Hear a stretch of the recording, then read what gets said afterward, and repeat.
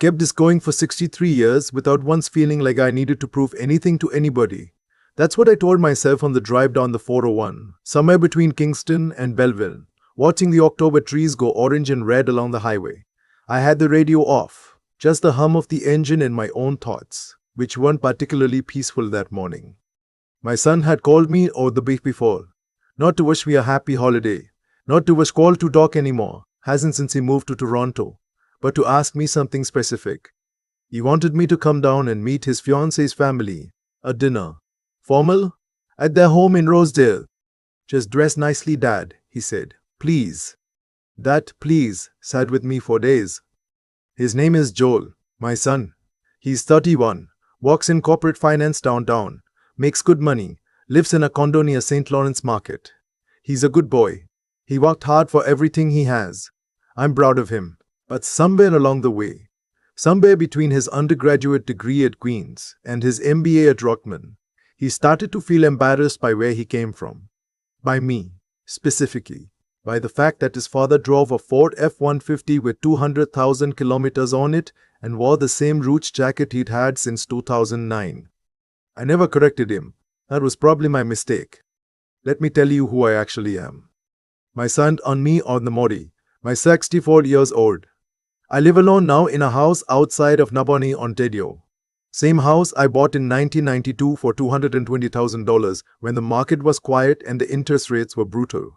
I'm retired technically, though I still sit on two boards. For 31 years I ran a mid-sized construction and civil engineering firm in Eastern Ontario.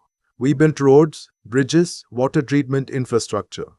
Government contracts mostly. When I sold the company 6 years ago, I sold it for a number that made my accountant go quiet on the phone for a long moment before he said, "Ed, you need to call an estate lawyer today."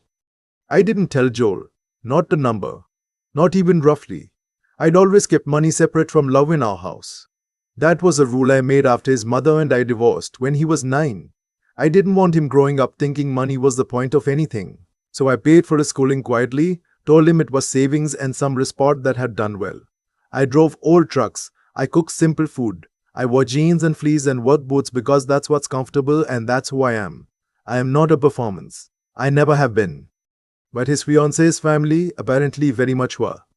Her name is Vanessa. She's lovely, actually, bright, warm, studying for her articling exams at a Bay Street firm. I liked her the 2 times I'd met her before. Both casual, both at Joel's place. Her parents were another matter entirely. I'd never met them. Joel had described them in careful diplomatic language. Her father was in private equity. Her mother chaired a charity gala every spring. They lived in Rosedale. They cared about presentation. That last phrase he said twice, which told me everything. I arrived at their house on a Saturday in late October. I'd driven 3 hours. I was wearing clean dark jeans, a collared flannel shirt I'd ironed that morning. Ironed, which I almost never do. And my good boots. Not work boots. Brown leather Chelsea boots I had bought maybe 4 years ago and rarely wore. I looked presentable. I looked like myself. I parked on the street. Their house was a 3-story Victorian, beautifully restored. The kind of Rosedale property that sells for $4 or $5 million without anyone blinking. A stone pathway, mature elms along the front, a BMW in the driveway and a Range Rover behind it. I rang the bell. Vanessa answered and hugged me warmly, and I felt better immediately. She took my jacket, asked about the drive, said her parents were in the sitting room. She was gracious. I reminded myself that she was the point of all of this. The sitting room was all pale linen and antiques, the kind of room that's been photographed for a Shelter magazine. Her father, Gordon, was standing near the fireplace with a drink already in hand. He was maybe my age, perhaps a few years younger. Trim, silver-haired, wearing a blazer on a Saturday afternoon, which I noted without comment. His wife Lynette was seated on the sofa in a silk blouse, looking at me the way you look at something you're trying to place. Gordon shook my hand. Firm. A quick scan, top to bottom. Edmund, he said, could drive down. Smooth enough. A bit of construction past Kingston. He smiled at that. Still, must be a trick. Where exactly is it you're from? Nabonnie. There was a beat, a small one, the kind that communicates something without saying it. Lovely countryside out there, Lynette said in the tone people use when they mean how quaint. We sat down. Joel was there already, seated across from me on a small chair, and he gave me a look I recognized. The look that means, please be normal. Please don't embarrass me. I gave him a steady look back. I wasn't going to embarrass anyone, but I also wasn't going to pretend to be someone I wasn't. The early part of the evening was polite and perfectly calibrated, the way conversations are when everyone is performing. Gordon asked about my work history in the vague, uninterested way people ask when they expect a dull answer. I said I'd been in construction and civil engineering for most of my career. I'd recently retired. Retired, Gordon repeated. Good for you. You enjoy fishing? Golf? I fish. Not much of a golfer. Another small smile. He turned to talk to Joel about something in the financial news. Lynette asked me about my house, how large it was, whether it was a cottage property or a main residence. When I said it was my main home, a 4-bedroom on about 3 acres outside of Napani, I could see her doing the math in her head and arriving at a number she found underwhelming.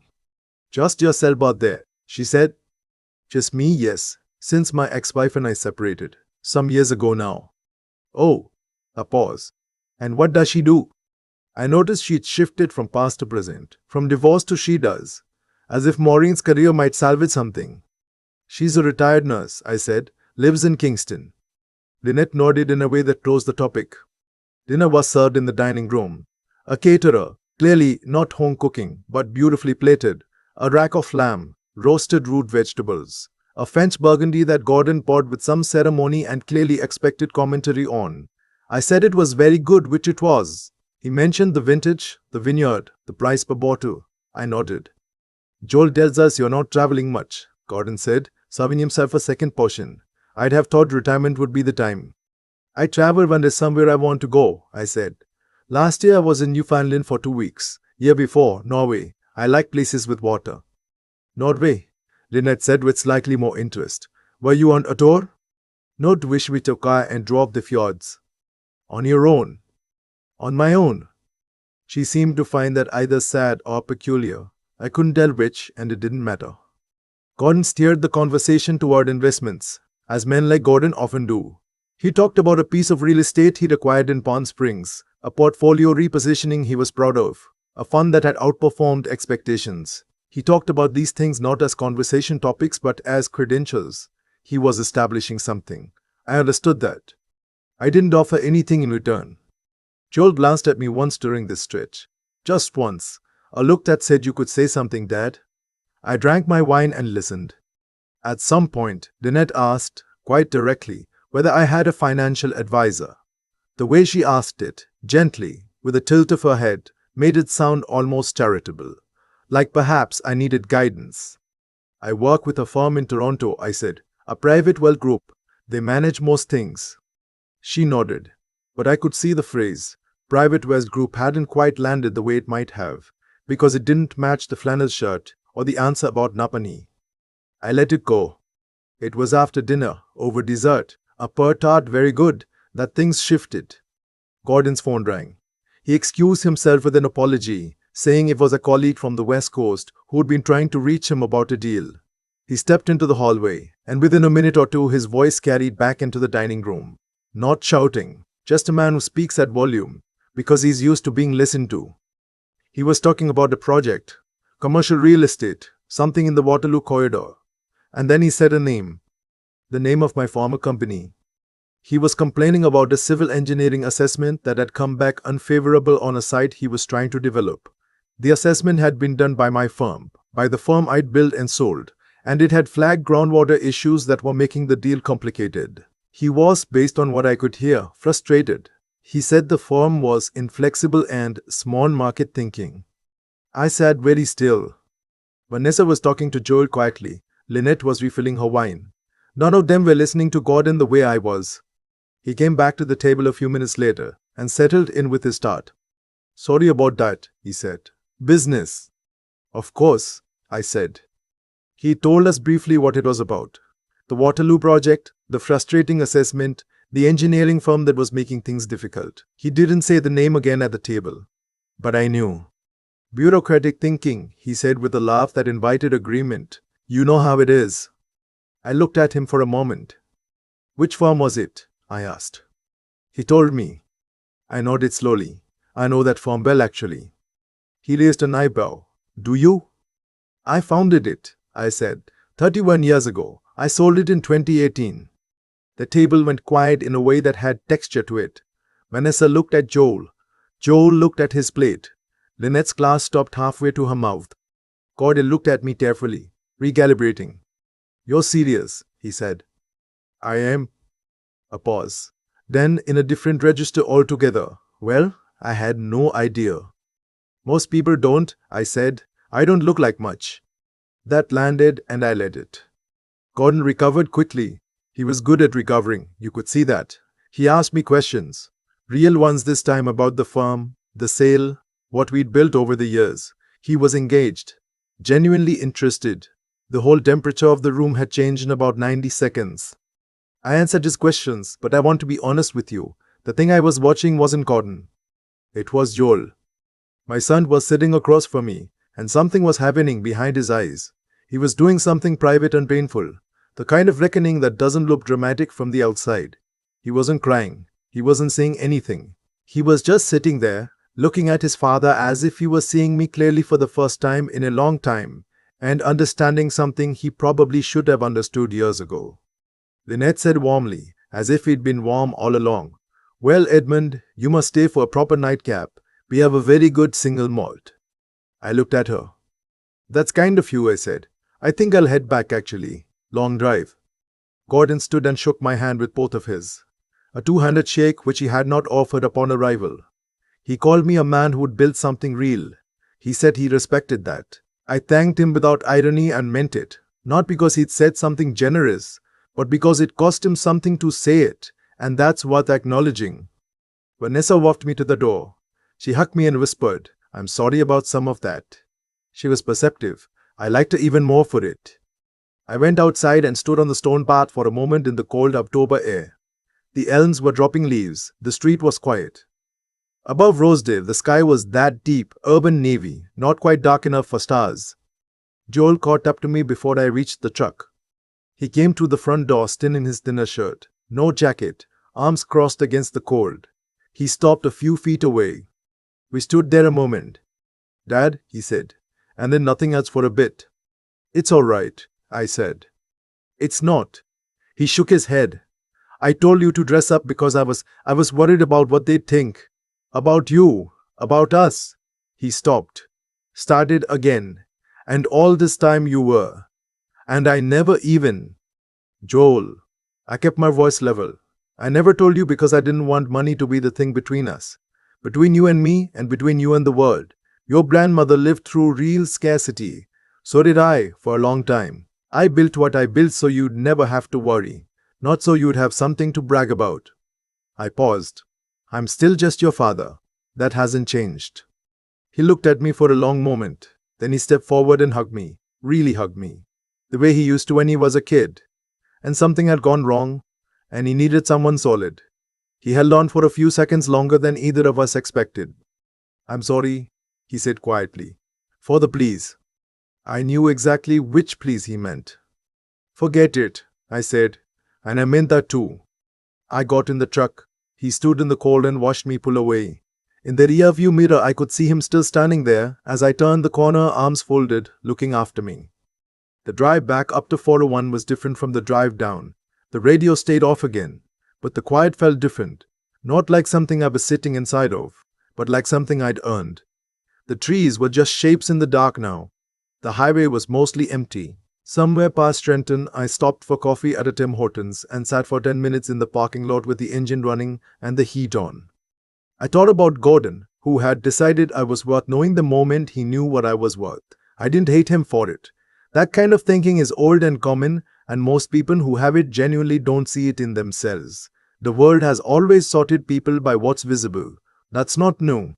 I thought about Lynette's tilted head, the charitable tone of her question about financial advisors, the way the word Napani had landed in that sitting room like something to be politely managed. And I thought about my son standing on a cold sidewalk in Rosedale, watching his father's truck disappear around a corner, starting to understand something about humility that you can't learn in an MBA program. I'm not angry at any of them, not really. I'm not even particularly satisfied in the way you might expect. I didn't go down there to teach anyone a lesson.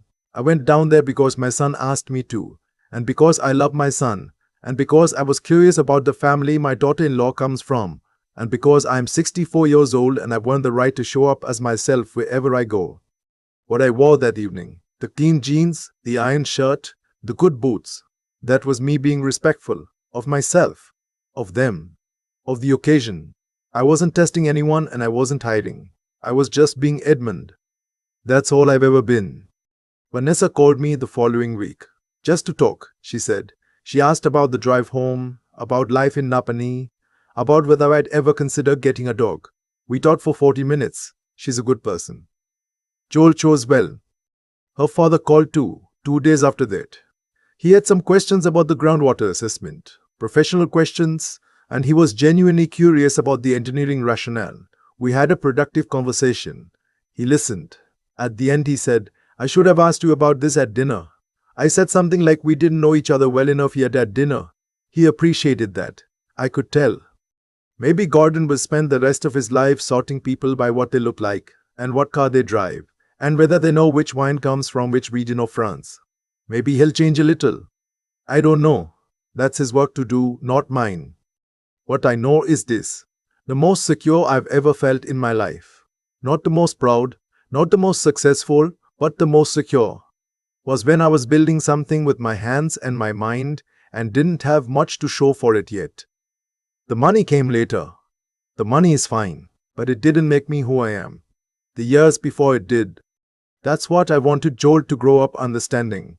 Maybe he's starting to. A little. You don't usually get to watch the exact moment something lands in your child's chest. I'm glad I was there for it, even if the circumstances were strange. The next time I drive to Toronto to see them, and I will, because that's what fathers do, I'll probably wear the same thing. Clean jeans, collared shirt, good boots. Maybe I'll bring something from Napani, some pleasures from the market or a bottle of something local. I'll show up as myself, same as always. That's the only version of me there is. There's a version of that evening I used to replay in my head. The moment Gordon's voice carried back through the hallway and I heard the name of my own company. Something settled in me then. Not satisfaction exactly, more like recognition. The kind you feel when the world shows you exactly what it is, without the usual effort of pretending otherwise. What happened in the dining room wasn't complicated, really. Gordon had spent the evening sorting me into a category. Rural, retired, unremarkable, and he made his calculations accordingly. He was polite about it, in the way that well-practiced people are polite when they've already decided something. Lynette too. The tilted head, the careful questions, the mild surprise when I mentioned Norway. All of it was a kind of measurement, and I understand it. People have been doing that since long before either of us was born. But here's what I've come to believe. After 64 years of watching how things actually work out, the way you treat someone before you know what they're worth is the truest thing about you. Not your portfolio, not your address, not the label on the wine you serve. Just that, how you act when you think it doesn't count. Gordon failed that test and then passed a different one. He was willing to correct himself, which is more than a lot of people manage. I give him credit for it. Changing how you see someone the moment new information arrives isn't integrity, but it's at least the beginning of something. Whether he applies it more broadly is his work, not mine. My son calls what I keep coming back to. Joel has spent years building a life that looks successful from the outside, and it is. He's genuinely capable, genuinely hardworking, and I'm proud of all of it. But somewhere in the process of building that life, he started to believe that the appearance of things mattered more than the substance. That a flannel shirt was a liability. That Napani was something to manage rather than something to come from. That's not his fault entirely. The world he works in rewards that kind of thinking. But it worries me, because a person who's ashamed of where they come from will spend enormous energy on a performance that never quite satisfies them. What I hope he took from that evening, what I saw beginning to shift in his eyes across that table, is something I can't give him directly. Nobody can give it to you. It has to arrive on its own. Usually through some moment of quiet embarrassment or private reckoning. The understanding that who you are when no one important is watching is the only version of you that's actually real. I built a company over 31 years, Not because I was trying to prove something to anyone, but because I believed the work mattered. Water treatment infrastructure, road bridges, civil engineering. That's the kind of work that holds a community together. You do it right or people pay for it later. That kind of thinking keeps you honest. It keeps you grounded. And it keeps you from confusing your net worth with your actual worth, which are two completely different numbers. The flannel shirt was just a shirt. But in a room full of people who'd already decided what it meant, it became something else. An invitation to show me who they were before they had any reason to perform for me. And they did. Every one of them. I drove home up the 401 that night, feeling something I don't have a clean word for. Not vindicated, not triumphant. Just quiet and clear and completely myself. That's not nothing. After 64 years, I'd say that's just about everything.